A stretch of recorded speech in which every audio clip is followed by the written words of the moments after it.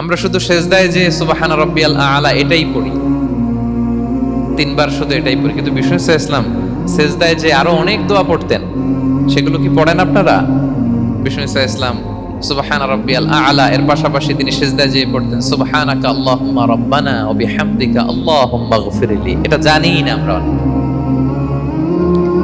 সুবহানাকা আল্লাহুম্মা রাব্বানা ওয়া বিহামদিকা আল্লাহুম্মা গফিরলি এর অর্থ হচ্ছে, হে আমার রব, আপনার পবিত্রতা ঘোষণা করছি, আপনার প্রশংসা আমরা করছি, আল্লাহ আপনি আমাকে ক্ষমা করে দেন, আল্লাহুম্মা গফিরলি। এই দোয়াটা বিষ্ণু ইসলাম পড়তেন।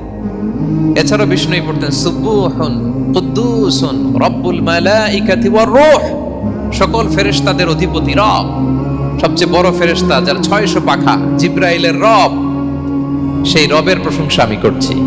তিনি সুবুহ, তিনি কুদ্দুস, তিনি মহাপবিত্র, the most pure, the most high. এভাবে বিষ্ণু ইসলাম আল্লাহর প্রশংসা করতেন। তিনি আরো পড়তেন আল্লাহুম্মা গফিরলি যুনুবি কুল্লাহ দিক্কাহু ওয়া জুল্লাহ আউওয়ালাহু ওয়া আখিরাহ আলানিয়াতাহু ওয়া সিররাহ। আল্লাহ আপনি আমার গুনাহ মাফ করেন, ছোট গুনাহ, বড় গুনাহ, প্রকাশ্য গুনাহ, গোপন গুনাহ, ইচ্ছায় করেছে যে গুনাহ, অনিচ্ছায় করেছে যে গুনাহ, আল্লাহ সব গুনাহ আপনি মাফ করে দেন।